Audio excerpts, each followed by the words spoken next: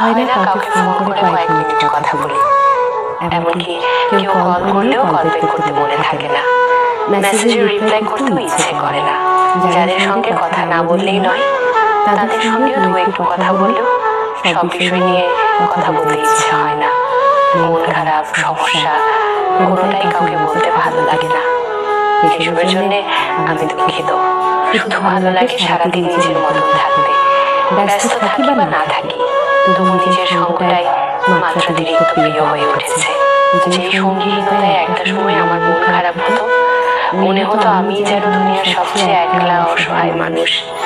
সেই খারাপ লাগা, সেই একাকিত্ব আজ যেন সব থেকে বেশি প্রিয় হয়ে উঠেছে।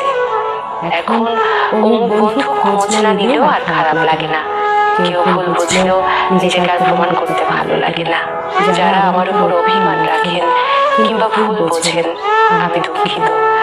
আমি নিজের ইচ্ছের বিরুদ্ধে কারোর সাথে কথা বা সম্পর্ক কোনোটাই আপাতত রাখতে পারছি না।